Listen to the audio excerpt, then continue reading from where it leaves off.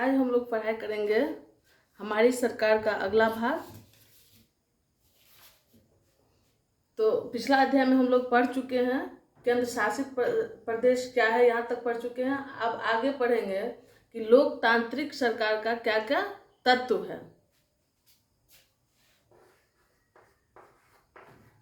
लोकतांत्रिक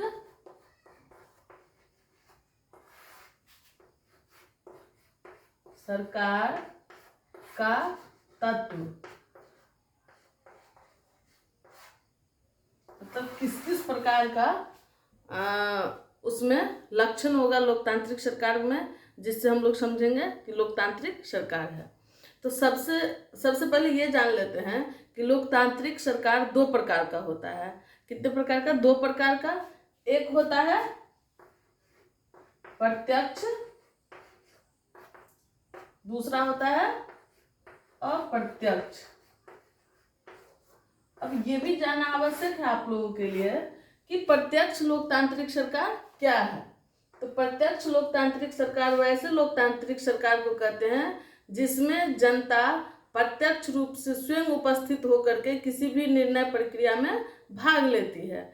इस प्रकार की व्यवस्था मुख्य रूप से वैसे देश में किया जाता है जहाँ पे जनसंख्या कम होती है। अभी वर्तमान में इस प्रत्यक्ष लोकतंत्र की व्यवस्था स्विट्जरलैंड में है, जो यूरोप महादेश का कंट्री है, देश है। उसमें प्रत्यक्ष लोकतंत्र का व्यवस्था है। इस व्यवस्था में रिकॉल मतलब वापस बुलाने की भी व्यवस्था होती है, जिसको जनता सरकार के पद पर स्थापित करती है। अगर वो ठीक से काम नहीं करे या जनता के सोच पे वो खड़ा नहीं उतरे तो फिर उसे वो प्रत्यक्ष रूप से वापस भी बुला सकती है, रिकॉल कर सकती है। तो इस प्रकार का व्यवस्था कहाँ है, पूछेगा आप लोग से क्वेश्चन में कि वर्तमान समय में प्रत्यक्ष लोकतंत्र की व्यवस्था स्विट्जरलैंड में। और हम लोग के देश में जो है, हम लोग के देश में भी लोकतांत्रिक व्यवस्था ही है, लेकिन वो किस प्रकार का व्यवस्था है? अप्रत्यक्ष। अप्रत्यक्ष में क्या होता है? तो जनता के द्वारा चुना हुआ जो जनप्रतिनिधि होता है उसके माध्यम से निर्णय प्रक्रिया में भाग लिया जाता है। हम भारत वाले डायरेक्ट किसी भी कानून बनाने या उसको निरस्त करने या कोई भी प्रकार का योजना लागू करने या नहीं लागू करने के लिए देश हित में प्रत्यक्ष रूप से भाग नहीं लेते हैं। कौन हम लोग के स्थान पर भाग लेता है? तो हम लोग जिसको वोट दे करके जिताते हैं वो केंद्र में जाकर के सांसद बनता है। सांसद बनने के बाद वो निर्णय प्रक्रिया में भाग लेता है। राज्य में क्या होता है? तो विधायक बन के जाता है और विधानसभा में निर्णय प्रक्रिया में भाग लेता है। तो इस प्रकार से हम लोग का किस प्रकार का लोकतांत्रिक व्यवस्था है? अप्रत्यक्ष लोकतांत्रिक व्यवस्था। तो हम लोग समझ गए कि लोकतांत्रिक व्यवस्था क्या है, उसमें प्रत्यक्ष और अप्रत्यक्ष व्यवस्था क्या है।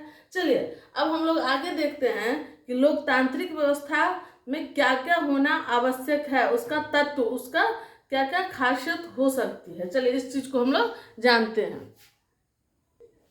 चलिए देखते हैं कि लोकतांत्रिक सरकार में क्या क्या तत्व होना चाहिए। तो सबसे पहले देखिए, पहला क्या है?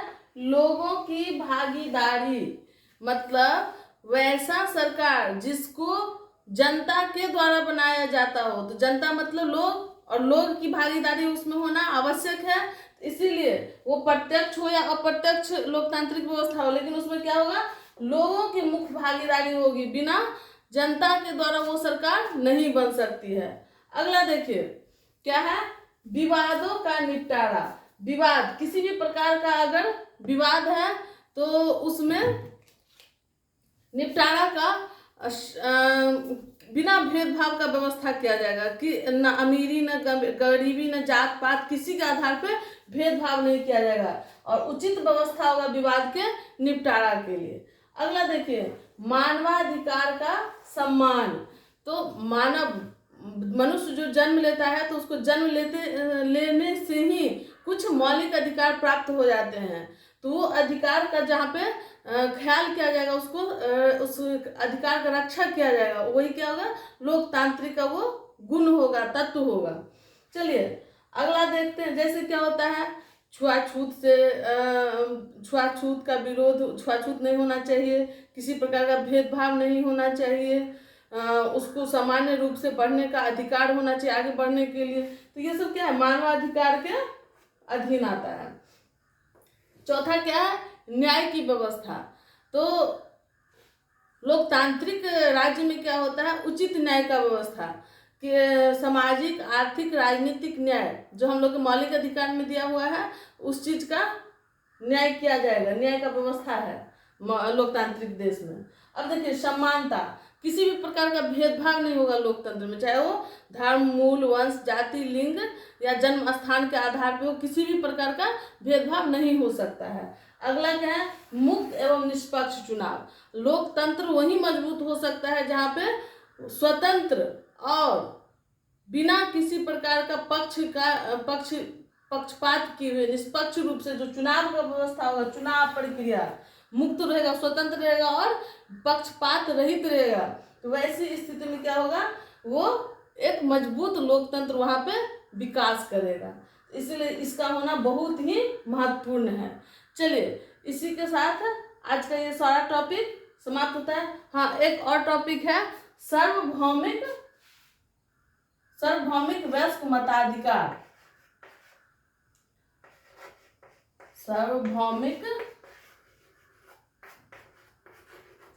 वयस्क मताधिकार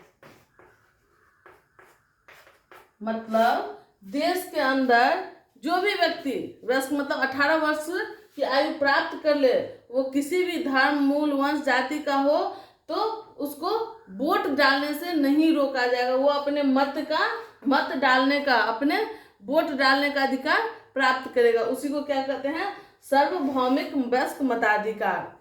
तो आज का सारा टॉपिक इस हमारी सरकार का क्लियर हो गया और ये चैप्टर समाप्त होता है। अब अगला दिन अगला चैप्टर पढ़ाया जाएगा। Thank you.